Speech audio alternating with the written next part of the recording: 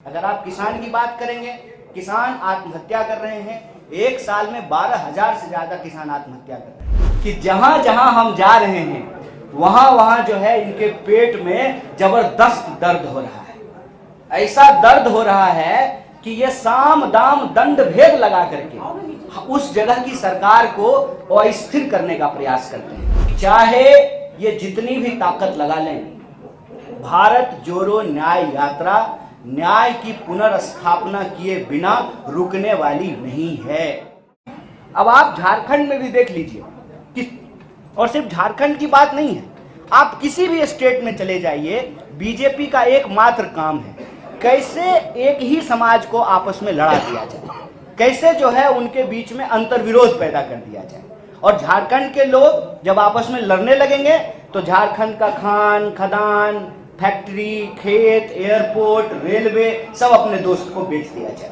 ये मॉडल हम लोगों को समझना पड़ेगा और इस मॉडल के चलते लगातार अन्याय हो रहे हैं। अगर आप किसान की बात करेंगे, किसान आत्महत्या कर रहे हैं। एक साल में 12,000 से ज्यादा किसान आत्महत्या कर रहे हैं। नौजवान आत्महत्या कर रहे हैं। आए दिन महिलाओं के ऊपर अत्याचार हो रहा है, श्रमिकों के साथ अत्याचार हो रहा है। आप बताइए, आप सब लोग यहाँ बैठे हुए हैं, सरकार ने कानून बनाया, जब कांग्रेस की सरकार थी तो सरकार ने कानून बनाया कि 8 घंटा का काम करना पड़ेगा। 24 घंटा होता है, 8 घंटा काम का, 8 घंटा आराम का और 8 घंटा किसी चीज के सृजन करने का, सोचने का। मजदूर को भी हक है कि वो भी जो है टीवी देखे, समाचार सुने, कविता लिखे, कुछ बनाए, कुछ पढ़े, कुछ गढ़े। ये जो 8-8 घंटे का नियम बनाया था, कहीं ये नियम अब लागू हो रहा है? आप सब लोग मीडिया सेक्टर में ही हैं, बता दीजिए 8 घंटा काम करते हैं कि 8 घंटा से ज्यादा काम करते हैं? लेकिन आपको मजबूरी में काम क्यों करना पड़ता है? क्योंकि कानून को कमजोर किया जा रहा है। कानून को किस लिए कमजोर किया जा रहा है? मालिकों के पक्ष में। और मालिकों के पक्ष में क्यों कमजोर किया जाता है? क्योंकि मालिक चंदा दे रहे हैं सरकार को। इसीलिए सरकार आज आम लोगों के साथ अन्याय कर रही है। इसीलिए भारत जोड़ो न्याय यात्रा भारत जोड़ो यात्रा का ही एक्सटेंशन है। भारत जोड़ो यात्रा में राहुल जी बार बार बोले कि हम नफरत के बाजार में मोहब्बत की दुकान खोलने चले।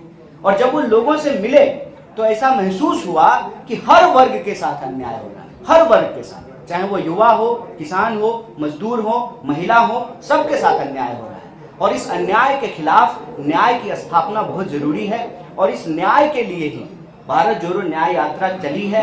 और इसमें हम आपके सामने कह रहे हैं कि हम जिस भी राज्य में जा रहे हैं उस राज्य के लोगों के जो मुद्दे हैं उन मुद्दों को हम उठा रहे हैं। आपने देखा होगा कि झारखंड में भी पेशा कानून की बात की गई, सरना कोड बिल की बात की गई और यहाँ के पब्लिक सेक्टर को जिस तरीके से बेचा जा रहा है उसको बचाने की बात की गई। यहाँ के किसानों की, आदिवासियों की, मजदूरों की, गरीबों की और यहाँ के जो नौजवान हैं, महिलाएं हैं, उनके जो सवाल हैं उसको हम लोग भारत जोड़ो न्याय यात्रा के माध्यम से उठा रहे हैं। और हमारा यह मानना है कि यह भारत जोड़ो न्याय यात्रा का ही प्रभाव है कि जहां जहां हम जा रहे हैं वहां वहां जो है इनके पेट में जबरदस्त दर्द हो रहा है। ऐसा दर्द हो रहा है कि ये साम दाम दंड भेद लगा करके उस जगह की सरकार को अस्थिर करने का प्रयास करते हैं। यहाँ की सरकार को भी अस्थिर करने का प्रयास किया।